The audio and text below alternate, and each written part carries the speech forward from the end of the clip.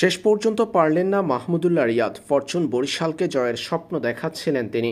চট্টগ্রামের দেয়া ২০৭ রানের টার্গেট তাড়া করতে নেমে ফরচুন বরিশালের ইনিংস থামে ১৮২ রানে, যার ফলে চট্টগ্রাম কিংসের জয় আসে ২৪ রানের ব্যবধানে।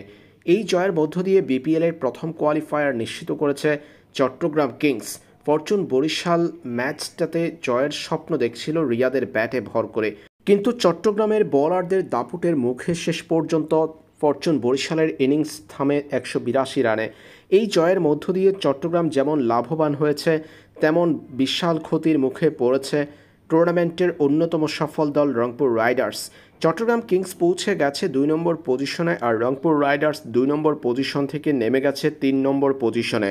রংপুর রাইডার্স টানা ৮ জয়ে প্লে অফ নিশ্চিত করেছিল, তবে সবশেষ ৪ ম্যাচের ৪টাতেই পরাজিত হওয়ায় বিপিএলের কোয়ালিফায়ার্স থেকে ছিটকে গেছে তারা। পয়েন্ট টেবিলের তৃতীয় দল হিসেবে লিগ পর্বের খেলা শেষ করেছে রংপুর রাইডার্স। এর আগে টুর্নামেন্টের শুরুর অংশে চমৎকার পারফর্ম করছিল দলটি, সেই ধারাবাহিকতা ধরে রাখতে পারেনি তারা। এদিকে ১৮ পয়েন্ট নিয়ে সবার উপরে অবস্থান করছে ফরচুন বরিশাল। চট্টগ্রামের কাছে হারলেও ফরচুন বরিশাল পয়েন্ট টেবিলের সবার উপরে থেকে লিগ পর্বের খেলা শেষ করেছে। চট্টগ্রাম ও বরিশালের মধ্যকার লড়াইয়ের আগে দিনের প্রথম ম্যাচে ঢাকা ক্যাপিটালসকে পরাজিত করেছে খুলনা টাইগার্স। চতুর্থ দল হিসেবে প্লে অফে উঠেছে খুলনা।